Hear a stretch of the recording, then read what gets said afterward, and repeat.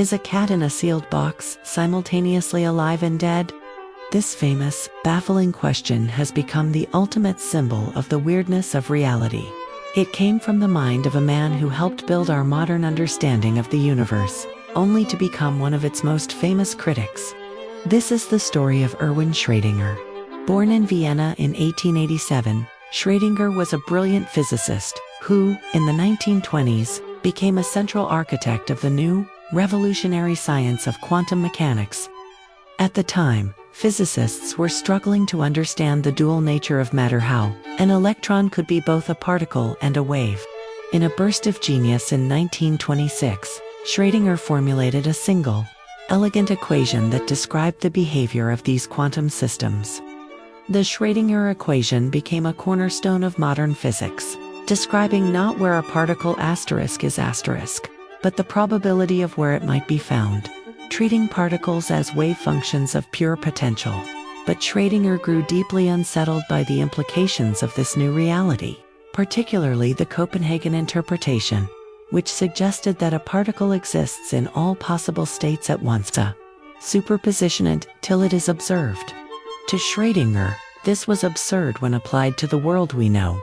To demonstrate this absurdity, he devised his now legendary thought experiment.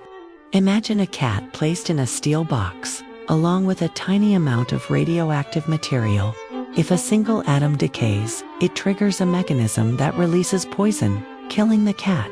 The decay is a quantum event, so after an hour, the atom is in a superposition of being both decayed and not decayed.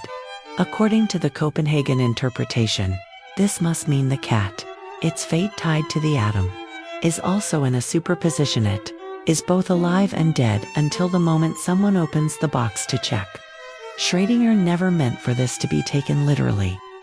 It was a parody, a way to show the philosophical problems that arise when the bizarre rules of the quantum world are applied to large, everyday objects. He was challenging his colleagues. If my equation is right, and your interpretation is right, then you must believe in a half-living, half-dead cat. For his foundational work, Schrödinger was awarded the Nobel Prize in Physics in 1933. Yet he spent much of his later life wrestling with the philosophical ghosts he had helped conjure.